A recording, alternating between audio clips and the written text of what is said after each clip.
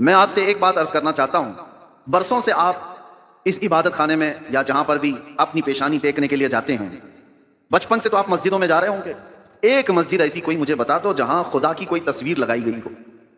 کہیں ہے؟ چلو یہاں نہیں ہے تو مولانا نے کبھی شکل بتائی ہے کہ اللہ ایسا ہوتا ہے، خدا ایسا ہوتا ہے؟ نہیں بتایا. یہ پوری دنیا کی واحد قوم، ایک ہی قوم ایسی ہے جو بنا دیکھے سجدے میں چلی جاتی ہے. ہر قوم کو دنیا میں جا کر کے آپ دیکھنا، سرچ کر کے، سب کو جھکنے کے لیے کوئی نہ کوئی مورتی کی ضرورت ہوتی ہے. وہ سامنے دیکھتے ہیں پھر جھکتے ہیں، اور چاہے وہ کسی بھی دین میں ہو، سب نے اپنا اپنا کچھ نہ کچھ بنا رکھا ہے.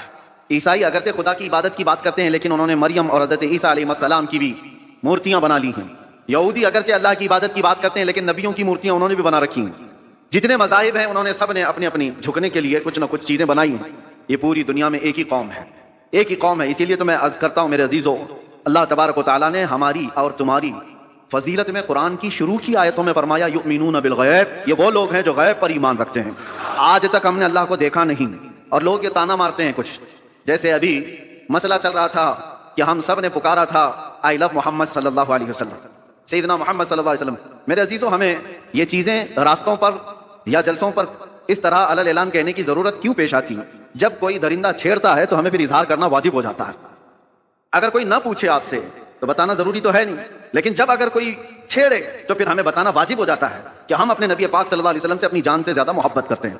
تو کسی ایسے ہی کیڑے مکوڑے نے یہ سوال کیا تھا سوشل میڈیا پر کہ یہ مسلمانوں کو دیکھو جگہ جگہ یہ پرچم اٹھائے ہوئے ہیں کہ اپنے نبی سے محبت کرنے کی بات کرتے ہیں، ان سے ذرا پوچھو کیا انہوں نے اپنے نبی کو دیکھا ہے جس سے آئی لو محمد کہہ رہے ہیں؟ کیا محمد صلی اللہ علیہ وسلم کو انہوں نے دیکھا ہے؟ اس ظالم کو تو میں یہ جواب دیتا ہوں، بن دیکھے جب یہ حال ہے.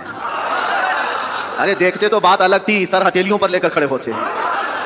بنا دیکھے یہ حال ہے کہ ہم اپنی ماؤں کو اور اپنے باپ کو بچپن سے دیکھا ہے، باوجود اس کے ہم اپنی ماں اور باپ سے زیادہ اپنے نبی سے محبت کرتے ہیں. یہ اللہ تبارک و تعالیٰ کی طرف سے ہمیں عطا کیا ہوا ہے.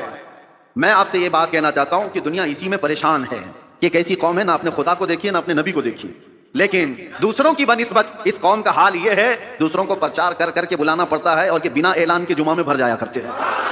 آج تک کبھی جمعہ کا پوسٹر لگتا ہوا دیکھا آپ نے کہ اس مسجد میں جمعہ کی نماز ہونے والی ہے؟ بچپن سے کبھی سنا آپ نے؟ ایک اذان ہوتی ہے ساری صفیں بھر رہی ہیں.